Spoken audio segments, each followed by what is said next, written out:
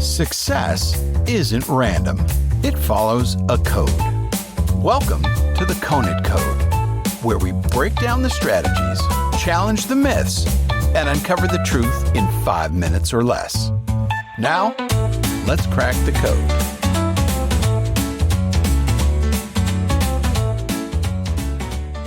It seems like plane crashes are happening more frequently these days. At least, that's how it feels, doesn't it? Everywhere you turn, another breaking news alert, another tragic story, another fiery wreck on a runway. It's unsettling. It makes you wonder, are planes just falling out of the sky all of a sudden? But what if I told you that's not actually the case? It just feels that way. And the reason it feels that way, it's got nothing to do with airplanes and everything to do with you. There's a system in your brain called the reticular activating system. It's your mind's filter, deciding what's important and what can be ignored. Ever think about buying a new car and suddenly start seeing that exact model everywhere?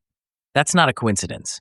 It's your brain tuning in. And right now, your brain has decided that plane crashes are important. It's the same reason that after a high-profile shark attack, people suddenly think sharks are patrolling the coastline like an organized military unit. The number of attacks doesn't actually go up, just our awareness of them. And that's exactly what's happening with plane crashes. Because the truth is, nothing has really changed. Now let's talk about the numbers. As of February 20th, 2025, the National Transportation Safety Board, NTSB, reports 87 aviation accidents in the U.S., including 13 fatal incidents. Tragically, the collision over Washington, D.C. on January 29th claimed 67 lives, making it a significant contributor to this year's fatalities. Sounds alarming, right? But consider this. By the same time last year, there were 173 accidents, with 80 in January and 93 in February. So in reality, aviation accidents have decreased. But you'd never know that from watching the news.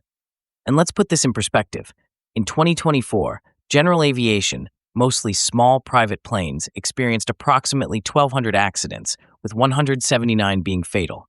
Not commercial airlines, small planes, the Cessnas, the Pipers, the personal jets, aircraft piloted by individuals who fly a few times a month, not every single day. Meanwhile, commercial airline accidents? 0.2 crashes per 100,000 flight hours. In other words, flying with a major airline remains one of the safest activities you can undertake. Safer than driving, safer than riding a bike, safer even than walking down the street. And yet, we don't panic about cars, we don't panic about sidewalks, but we panic about planes. Because fear isn't about logic, fear is about emotion. So why does it feel like crashes are happening all the time? Because fear sells. A fiery crash? That's front page material. A smooth landing? Nobody clicks on that. The media knows this. It's why bad news spreads 10 times faster than good news. It's why a single turbulent landing can dominate the headlines, while the other 100,000 perfectly safe flights that day receive no mention at all. We don't think critically about risk. We feel it. And fear? It's the world's most effective marketing tool. Now let's be clear. The crashes you're hearing about, they're not predominantly commercial airlines. They're small planes. And here's why those crash more. Less regulation. They're not held to the same rigorous standards as major airlines. Older planes. Many small aircraft are decades old, still operating with outdated systems. Less experienced pilots. Unlike airline captains who fly every single day, private pilots might go weeks between flights. Mistakes happen. It's not that air travel is suddenly more dangerous, it's that we're more aware of it. And that's the real lesson here. It's not just about planes, it's about everything. Crime, the economy, health scares, politics. The more we hear about something, the bigger it seems, whether the numbers actually support it or not.